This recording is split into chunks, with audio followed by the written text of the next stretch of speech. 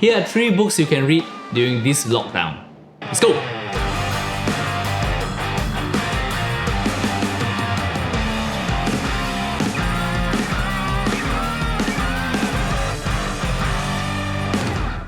Hi guys, Stanley here. We live in unusual times right now. Almost the whole world is in lockdown and oil prices actually went negative. It's important for us to stay safe, but you might be finding more time for yourself and your family right now as well. And if you are thinking of how to fill those time, I have read 3 books and I highly recommend you to check them out. Let's go! If you like what you see, come and get it with me. I know you deserve all you want. Let me free your mind, let me free your mind. The first 2 of them are business books. They'll help you better understand how these 2 companies operate, and they end up convincing me to invest in them as well. The first one is Hit Refresh by the current CEO of Microsoft, Satya Nadella. Many see him as the man who is turning Microsoft around after years of stagnation. In the book, he talks about what's wrong with Microsoft, but also what is still great about the company. He also shares on how he refocused the company and their plans for the future. I love the chapter where he shares to an audience that he's using an iPhone. Instead of seeing these technology giants as enemies, he's seeing them as partners. And that really shifted the point of view of Microsoft as a company. They dropped their Windows Phone project and started focusing on creating great mobile apps for iOS and also Android.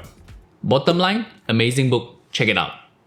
The second book is The Ride of the Lifetime by the current chairman of Walt Disney Company, Bob Iger.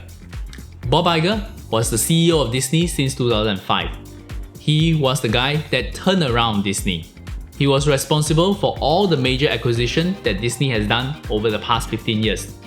We are talking about Pixar, Marvel, Lucasfilm, and even 21st Century Fox. Homer Simpson here, proud addition to the Disney family and soon appearing on Disney+. I, for one, salute our new corporate overlord. He even came close to buying out Twitter. That could be a disaster. Anyway, the book went through his entire career from ABC to Capital City and then to Disney. Disney was facing a real decline before he was made CEO. But luckily, he managed to refocus the company to their core competence, which is telling great stories. The book taught me 2 things. Number 1, the business model of Disney and why it is so special. And number 2, what qualities does a good manager should possess. Iger is a great manager, and I feel that one of his core strengths is actually the ability to understand the other party's point of view. In the book, he described how he behaved in the negotiation, how he's able to give the other party respect, but still get what he wants in the end. He also breaks down the key lesson that he has learned at the end of the book. And that gave me a blueprint on how to look at managers when analyzing a company. It's very valuable. Do check it out.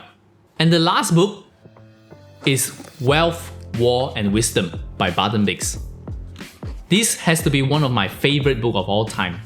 The book explains how different asset classes like land, gold, stock or bonds perform over turbulent times, mainly across World War II.